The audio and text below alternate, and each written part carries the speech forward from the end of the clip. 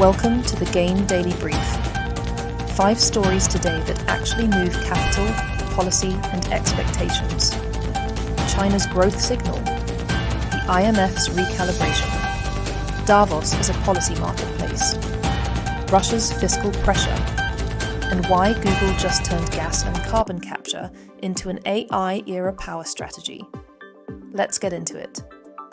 China GDP. China's economy slowed more than expected at the end of last year. Official data released today shows fourth quarter growth easing to 4.5% year-on-year, the weakest pace in roughly 3 years. Retail sales and property investment remain under pressure, while exports are no longer doing the heavy lifting they once did. Beijing still hit its full-year growth target, but the composition matters more than the headline. This slowdown is being driven by domestic demand fatigue, not external shocks.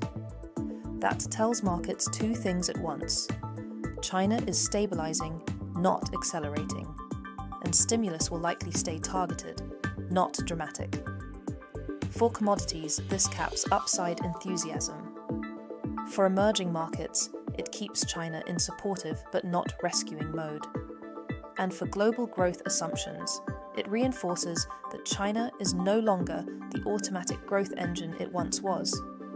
This is not crisis data, it's structural signal data. IMF Global Outlook. The International Monetary Fund nudged its 2026 global growth forecast up to 3.3%. That's not a victory lap, it's a recalibration. The IMF says global growth is holding up better than expected, thanks to supply chain normalization, resilient labor markets, and a sharp rise in AI-related investment. But the warning labels are still firmly attached. Trade fragmentation, tariff risk, and overconfidence in AI productivity gains are cited as major downside risks. Translation: the IMF is acknowledging that AI capex is now macro-relevant, not just a tech sector story. But it's also reminding markets that optimism can outrun reality very quickly. This matters because IMF language shapes sovereign forecasts, multilateral lending assumptions, and institutional capital allocation models. The signal today isn't growth is back. It's the floor is higher, but the ceiling is uncertain. Davos power signaling. Former US President Donald Trump is heading to Davos, and this year it actually matters. He's expected to meet global CEOs and political leaders with trade, tariffs, and industrial policy back at the center of the conversation. Davos isn't about speeches, it's about expectation management.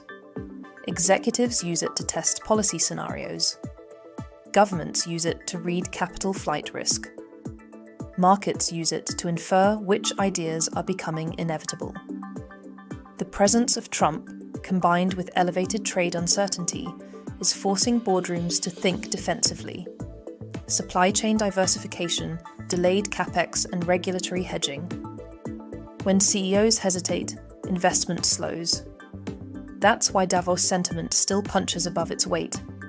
This isn't theatre. It's a soft signal with very real downstream effects. Russia fiscal pressure. Russia has reported a 2025 budget deficit equal to 2.6% of GDP, driven largely by weaker oil and gas revenues. That's roughly 5.6 trillion rubles in the red. This isn't about accounting, it's about endurance.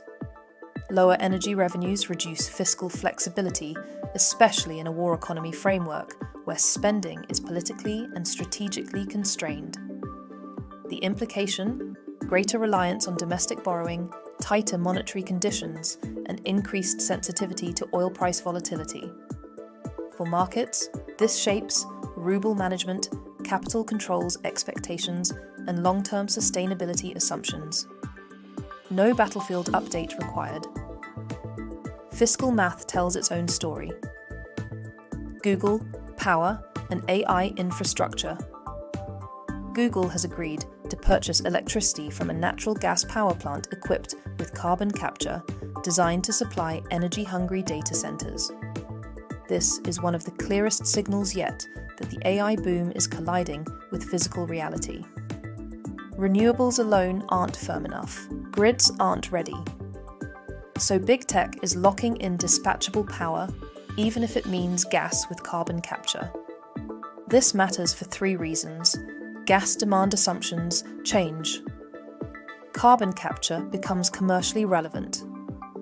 Data centers turn into an energy policy issue, not just a Tech 1A. AI isn't just software anymore, it's infrastructure. And infrastructure always rewrites markets.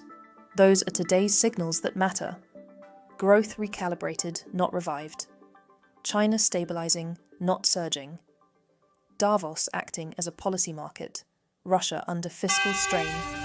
And AI reshaping energy demand in real time. This is the GAINN Daily Brief. See you tomorrow.